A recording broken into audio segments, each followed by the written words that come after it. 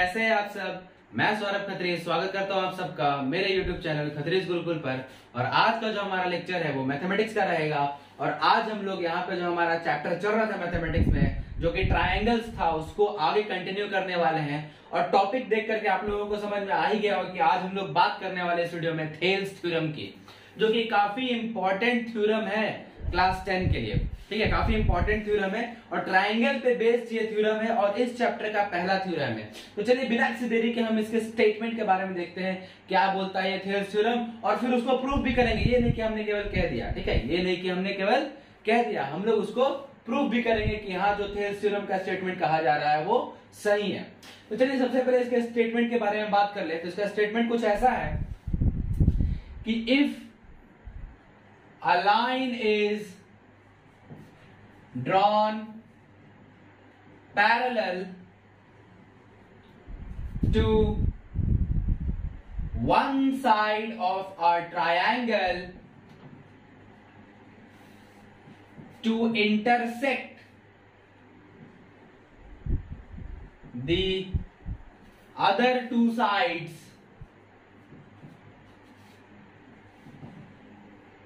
at two distinct points या different points, the other two sides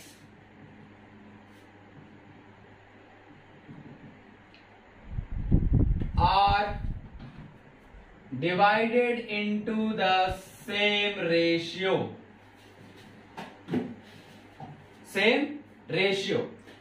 Thales theorem का statement ये है कि if a line is drawn parallel to one side of a triangle to intersect the other two sides at two distinct points, the other two sides are divided into the same ratio.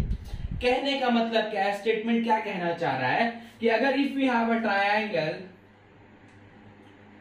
अगर हमारे पास एक triangle है A B and सी, इस triangle में किसी भी एक side के पैरेलल को लाइन को खींचते, कोई भी एक साइड, ए बी हो सकता है, चाहे बी सी हो सकता है, चाहे ए सी हो सकता है, किसी भी एक साइड के पैरेलल एक लाइन हम ड्रॉ करेंगे जो कि बचा हुआ दोनों साइड्स को दो डिफरेंट पॉइंट्स पे कट करेगा। ठीक है, चलिए हो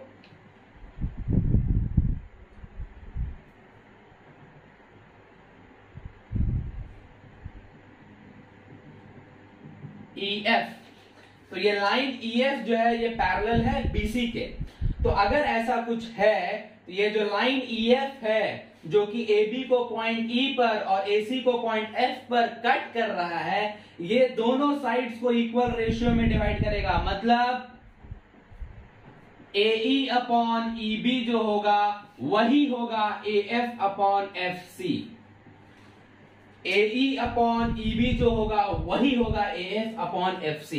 मतलब AB जिस रेशियो में डिवाइड होगा AC भी उसी रेशियो में डिवाइड होगा। यही कहना चाह रहा है ये थेल्स थ्योरम, ठीक है, यही कहना चाह रहा है। तो अब हमारा काम जो है, नेक्स्ट स्टेप जो हमारा होगा वो इस चीज को प्रूफ करना होगा कि क्या एक्चुअल में ऐसा होता है कि नहीं, कि जब किसी भी ट्रायंगल में किसी एक साइड के पैरेलल को लाइन को ड्रॉ किया जाता है और वो बाकी बचा हुआ दोनों साइड को दो डिफरेंट पॉइंट्स पे कट करता है, तो वो जो दोनों बचा हुआ साइड्स था वो इक्वल रेशियो में डिवाइड होते हैं। इस चीज को अब हमको प्रूफ करना है। तो चलिए प्रूफ देख लेते हैं। थोड़ा सा जगह बनाएंगे।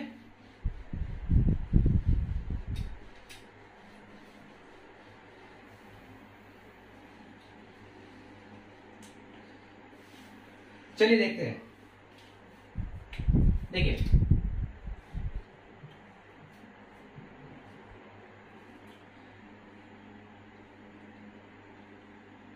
ये रहा हमारा triangle A B and C.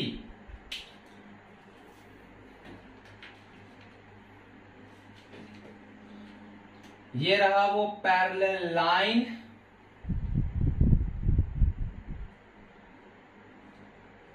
EF, ठीक है, ये रहा वो पैरेलल लाइन EF जो कि BC के पैरेलल है।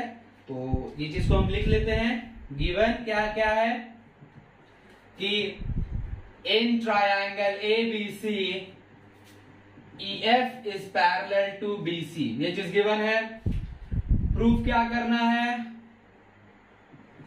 कि AE अपॉन EB जो रेशियो होगा वही रेशियो होगा AF upon FC। AF upon FC वही रेशियो होगा। थोड़ा कंस्ट्रक्शन हम लोग करेंगे यहां पर। क्या करते हैं, पॉइंट E से AC पर एक परपेंडिकुलर ड्रॉप करेंगे EP, और पॉइंट F से AB पर एक परपेंडिकुलर ड्रॉ करेंगे EQ। ध्यान रखिएगा, EP परपेंडिकुलर AC पर है पॉइंट E से, और FQ परपेंडिकुलर AB पर है पॉइंट F से। साथ ही साथ E से C को मैच कर देंगे, मिला देंगे, और B से F को मीट कर देंगे। तो ये थोड़ा कंस्ट्रक्शन कर लिए हैं, इस चीज को भी लिख लेते हैं। कंस्ट्रक्शन क्या किया हमने कि drawn EP perpendicular to AC, FQ perpendicular to AB, and joined the points B and F and E and C। E to C लिख देते हैं और यहां पर भी B to F लिख देते हैं, ज्यादा करेक्ट इंग्लिश हो जाएगा। B to F and E to C। तो ये हो गया कंस्ट्रक्शन, इतना हमने किया है। अब मेन वर्क पे आ जाते हैं। क्या है, चलिए ध्यान से देखिए किस तरह से प्रूफ क्या है, प्रूफ कैसे करेंगे। ध्यान से देखिए इसमें, देखिए ऊपर जो ट्राइंगल छोटा सा बन रहा है AEF, जो छोटा सा ऊपर ट्राइंगल बन रहा है, पहले उसका एरिया निकाल लेते हैं। ठीक है, उसका एरिया निकल जाएगा, half into base into height से उसका एरिया निकलेगा। देखिए अगर एरिया ऑफ ट्राइंगल AEF के बारे में हम बात करें तो वो होगा हाफ इंटू, एक मिनट जरा,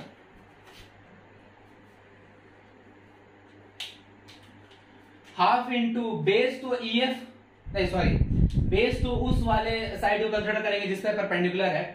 तो हमारा अगर हम इनकेस पहला परपेंडिकुलर EP को कंसीडर करते हैं तो बेस हो जाएगा AF, तो बेस हो जाएगा AF इंटू परपेंडिकुलर हो जाएगा EP, बेस हो जाएगा AF और परपेंडिकुलर हो जाएगा EP, है ना। चलिए आगे,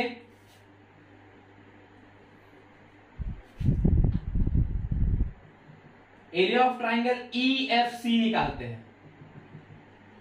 एरिया ऑफ ट्राइंगल क्या निकाल लिए, EFC।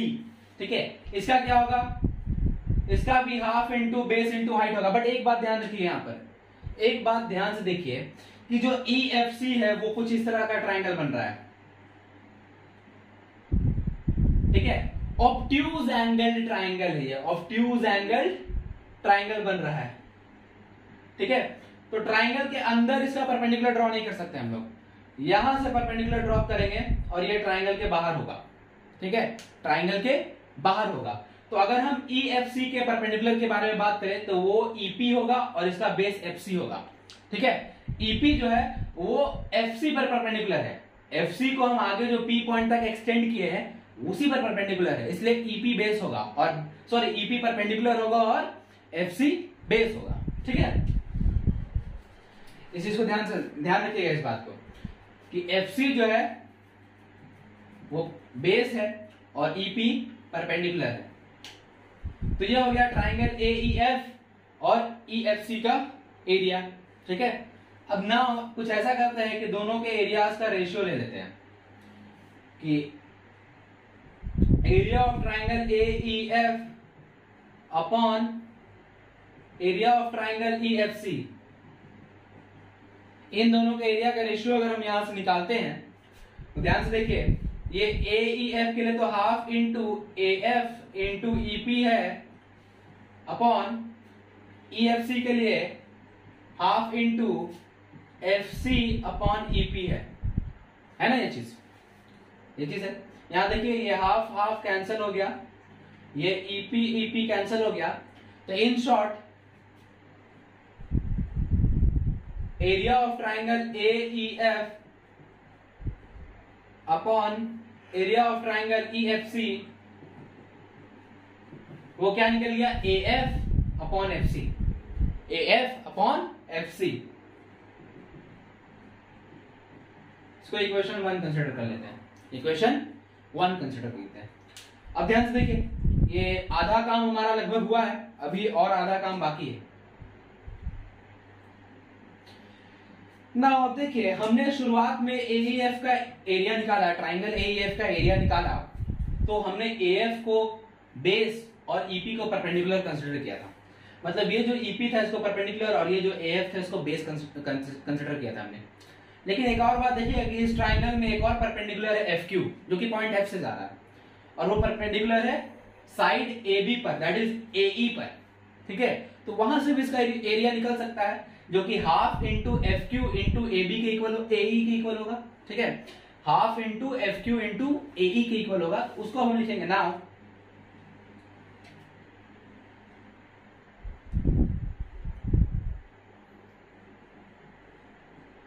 Area of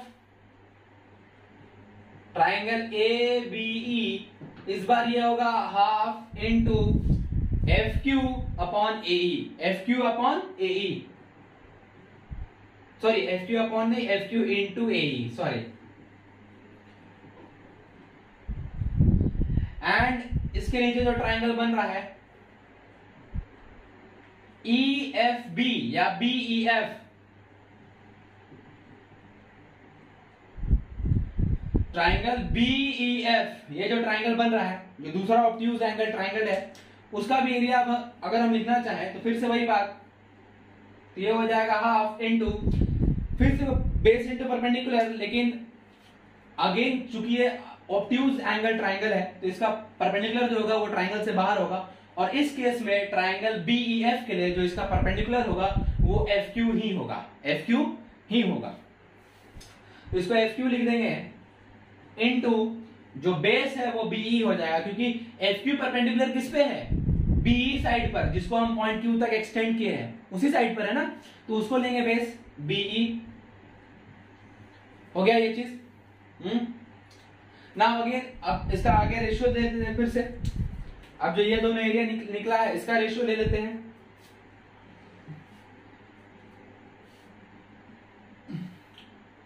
area of triangle A B E upon area of triangle BE F. ठीक है, ये रेशियो लेंगे, ये रेशियो क्या होगा ध्यान से देखिएगा, ये होगा half into F Q into A E upon half into F Q into BE. तो यहां से हाफ हाफ तो कैंसल, एफ क्यू कैंसल, तो therefore ratio of triangle A, area of triangle A BE और area of triangle BE F, वो किसके equal आ गया, एई अपॉन बीई। इसको इक्वेशन नंबर 2 कंसिडर कर लेते हैं, एई अपॉन बीई आ गया, इसको इक्वेशन नंबर 2 कंसिडर कर लेते हैं। अब एक बात ध्यान से देखिए कि हमको जो प्रूफ करना था एई अपॉन ईबी और एएफ अपॉन एफसी, वो दोनों टर्म हमने लगभग लगभग ले आया है। ठीक है, एएफ अपॉन एफसी इधर आ गया और एई अपॉन ईबी इधर आ गया, लेकिन दोनों अलग अलग जगह पर आया है। लेकिन अब हमको यहां से फाइनल वर्क मेरा क्या होगा कि अब दोनों को इक्वल दिखाना, अब दोनों को इक्वल दिखाना। तो अब इक्वल दिखाएंगे कैसे, तो एक बात गौर करिए, जो हमारा रेशियो है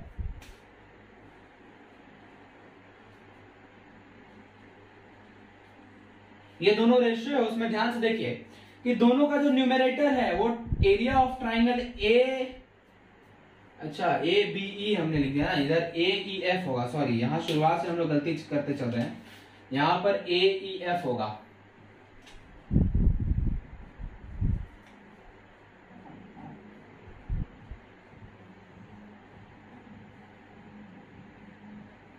ठीक है, AEF होगा। दोनों जगह देखिए, जो न्यूमरेटर है उसमें तो ट्राइंगल AEF का एरिया ही है, और डिनोमिनेटर में इधर EFC है, इधर BEF है। तो अगर हम इसका डिनोमिनेटर भी दोनों का इक्वल कर दे, इक्वेशन 1 और 2 का, तो हम ये कह सकते हैं कि LHS साइड दोनों इक्वेशंस का इक्वल होगा। LHS साइड दोनों इक्वेशंस का इक्वल होगा, तो RHS भी इक्वल हो जाएगा, है ना, ये बात हो जाएगी। तो अब हमारा काम क्या है कि हम एरिया ऑफ ट्राइंगल EFC और एरिया ऑफ ट्राइंगल BEF को थोड़ा कंट्रोल, मतलब इसको अब इक्वल प्रूफ करें। ठीक है, इसको इक्वल प्रूफ करें। चलिए देखते हैं अब ये इक्वल कैसे प्रूफ होगा। तो क्लास 9th में एक थ्योरम है जो कि एरिया ऑफ पैरेललोग्राम्स का जो चैप्टर होता है, चैप्टर 9, क्लास 9th का जो NCERT है उसका चैप्टर 9 में जो एरिया ऑफ पैरेललोग्राम्स का जो चैप्टर है, उसमें पहला थ्योरम जो ये गिवन है कि अगर कोई दो ट्राइंगल का सेम बेस हो और दोनों सेम पैरेलल लाइंस के बीच बने हुए हो, तो दोनों का एरिया इक्वल होता है। ठीक है, if two triangles have same base and are drawn between the same parallel lines, then they have equal areas।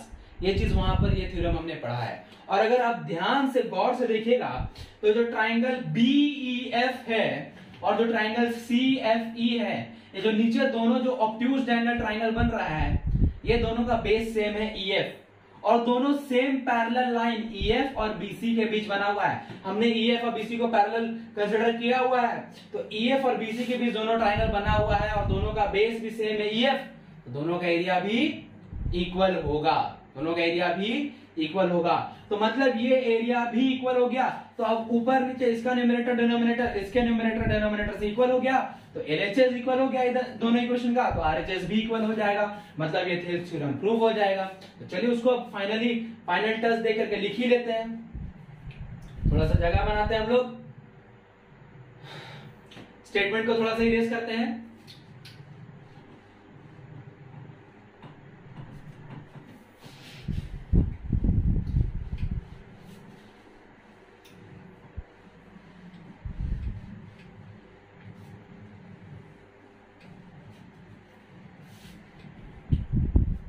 Now अब लिखेंगे, देखिए कि since triangle BEF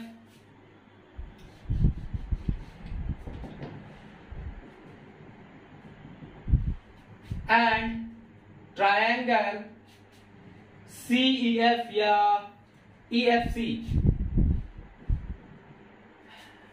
have same base and are drawn between the same parallel lines,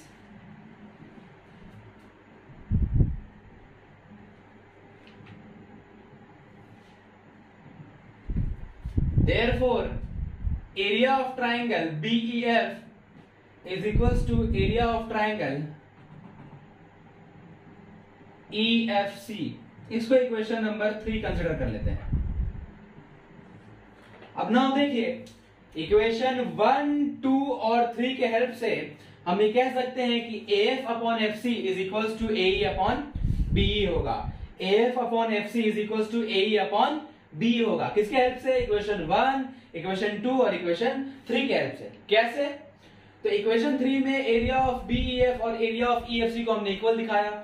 यहां देखिए, यहां पर area of EFC है, यहां पर एरिया ऑफ BEF है, ऊपर तो दोनों में AEF है ही, मतलब ऊपर नीचे जो यहां है यहां भी वही है, तो LHS इक्वल है दोनों का, तो RHS भी इक्वल होगा दोनों का, होगा ना। इस चीज को अब लिख देते हैं कि now from equations 1, 2 and 3 we can say that कि AE upon BE is equals to AF upon FC या CF, FC या CF। तो ये है हमारा थेल्स थ्योरम, ये हो गया प्रूफ भी, ठीक है। तो वापस से जरा रिकॉल करते हैं कि क्या था थेल्स थ्योरम। स्टेटमेंट से रिकॉल शुरू करते हैं हम लोग कि if a line is drawn parallel to one side of a triangle to intersect the other two sides at two distinct points, then the other two sides are divided into same ratio। कहने का क्या मतलब है कि अगर किसी triangle में कोई एक साइड के पैरेलल कोई लाइन को खींचते हैं जो कि बचा हुआ दोनों साइड को दो डिफरेंट पॉइंट्स पे कट करता है, तो जो दोनों बचा हुआ साइड्स था वो इक्वल रेशियो में डिवाइड होगा। मतलब AE अपॉन EB जो रेशियो आएगा वही AF अपॉन FC भी रेशियो आएगा। मतलब दोनों लाइंस जो है इक्वल रेशियो में डिवाइड हो गए। ठीक है, और ये रहा उसका प्रूफ। किए क्या इसमें, सिंपल सा काम किए कि EF और BC पैरेलल, ये तो पहले ही हमने कंसीडर कर लिया था।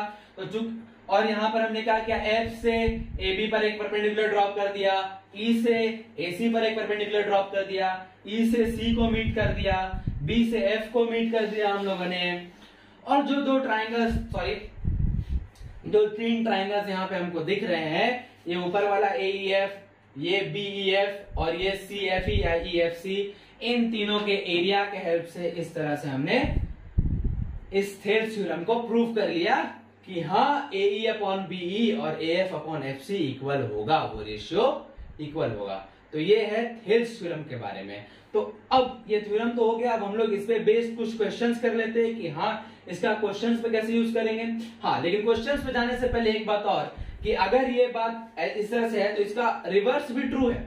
इसका रिवर्स भी ट्रू है कि जैसे कि हमने यहां पर क्या कहा कि अगर EF और BC पैरेलल है तब AE अपॉन BE और AF अपॉन FC इक्वल होगा। मतलब EF BC पैरेलल है तब ये दोनों साइड्स इक्वल रेशियो में डिवाइड होंगे। लेकिन अगर इसका उल्टा कहे कि कोई लाइन जो है किसी भी ट्रायंगल में दो साइड्स को दो डिफरेंट पॉइंट्स पे कट करता है और जिन दो साइड्स को वो दो डिफरेंट पॉइंट्स पे कट कर रहा है वो दोनों साइड्स अगर सेम रेशियो में डिवाइड होते हैं तो वो लाइन जो है थर्ड साइड के पैरेलल होगा। इसका उल्टा भी एकदम सही है, इसका उल्टा भी सही है। तो यहां तक हमारा है थेल्स थ्योरम और इसका रिवर्स वाला। अब हम लोग इस पे बेस्ड कुछ क्वेश्चंस कर लेते हैं। ठीक है, तो अब हम इस पे थेल्स थ्योरम जो अभी हमने देखा उस पे बेस्ड एक दो क्वेश्चंस देख लेते हैं। ठीक है, देखिए ये हम लोग एनसीईआरटी का जो चैप्टर है हम लोग का चल रहा है 6, उसका एक्सरसाइज 6.2 का ही पहला क्वेश्चन हम लोग देख रहे हैं जो कि थेल्स थ्योरम पे बेस्ड है। देखिए क्वेश्चन क्या कह रहा है कि in figure 6.17 1 and 2 DE is parallel to BC, find EC in 1 and AD in 2। ध्यान से देखिए, पहले हम लोग डायग्राम ड्रॉ कर लेते हैं।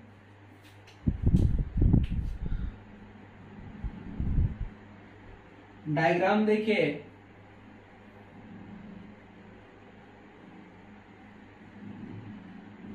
ऐसा कुछ ट्रायंगल है,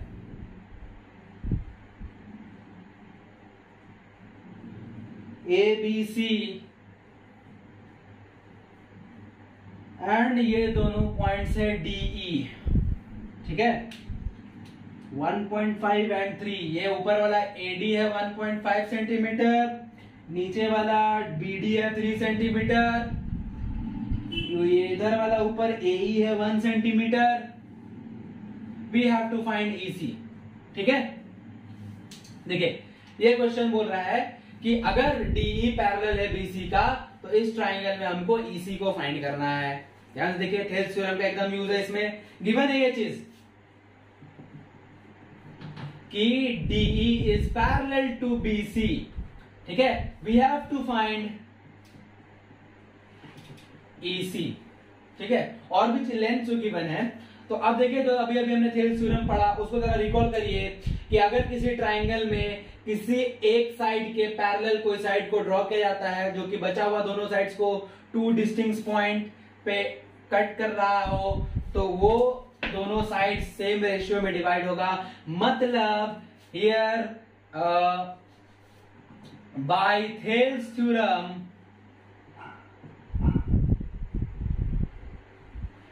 AD upon BD will be equal to AE upon EC और CE। ये चीज होगा थेल्स थ्योरम। अभी हमने इस चीज को पढ़ा, तो चलिए बहुत इजी हो गया आप question. AD is given 1.5, BD is given 3, AE is 1, EC we have to find. Now 1.5 से ये 3 2 टाइम्स में कैंसिल हो जाएगा, तो यहां से हमको दिख रहा है कि 1/2 इज इक्वल टू 1/EC आ गया। तो EC का वैल्यू यहां से क्या आ जाएगा 2 सेंटीमीटर। देखिए थेल्स थ्योरम का यूज करके कितना इजीली ये क्वेश्चन बन गया। अगर ये थेल्स थ्योरम हमको नहीं पता होता तो इस क्वेश्चन को बना पाना मेरे लिए बहुत मुश्किल था, है कि नहीं। तो थेल्स थ्योरम पर बेस्ड ये पहला क्वेश्चन, ठीक है। चलिए एक और क्वेश्चन जो इसका सेकंड वाला है वो देख लेते हैं हम लोग। तो ये है क्वेश्चन नंबर 2 जो कि फर्स्ट का ही सेकंड है, दूसरा वाला क्वेश्चन। इसमें भी सेम चीज है, इसमें भी क्या है DE पैरेलल है BC के, AE का दिया हुआ है वैल्यू 1.8 सेंटीमीटर, EC गिवन है 5.4 centimetre, BD is given 7.2 centimetre. We have to find AD, हम लोग को AD फाइंड करना है। तो अगेन फिर से देखिए ये गिवन है कि DE पैरेलल है BC का, ठीक है। तो अगेन फिर से थेल्स थ्योरम वही बात कि अगर ट्राइंगल में किसी एक साइड के पैरेलल एक लाइन को ड्रॉ किया जाए जो बाकी दोनों साइड्स को 2 डिफरेंट पॉइंट्स पे कट कर रहा होगा, तो वो बचा हुआ दोनों साइड्स को इक्वल रेशियो में डिवाइड करेगा। मतलब यहां पर बाय थेल्स थ्योरम क्या हो जाएगा, थेल्स थ्योरम से क्या हो जाएगा यहाँ पर AD/BD equals AE/EC। AD/BD equals AE/EC हो जाएगा। AD तो फाइंड ही करना है, BD 7.2, AE 1.8 और ये हो गया 5.4, ये हो गया 5.4। तो ये तो इधर से 1/3 टाइम्स में कैंसिल हो गया, तो यहां से मेरा AD निकला 7.2/3 दैट इज 2.4 सेंटीमीटर, 2.4 सेंटीमीटर। तो AD का ये वैल्यू निकल गया। थेल्स थ्योरम था हमारे पास, बहुत इजीली हम लोग थेल्स थ्योरम का यूज किए, वैल्यू निकल गया, ठीक है। तो यहां तक आज हम लोग इसी वीडियो में रखते हैं, ठीक है। तो मैं आशा करता हूं कि आप लोगों को आज का वीडियो में सब कुछ समझ में आ गया होगा। आपको अगर मेरी वीडियोस अच्छी लगती है तो आप मेरे वीडियोस को लाइक कर लीजिए और मेरे चैनल खतरीज गुरुकुल को सब्सक्राइब कर लीजिए। तो मिलते हैं आप लोगों से नए वीडियो में, तब तक के लिए थैंक यू।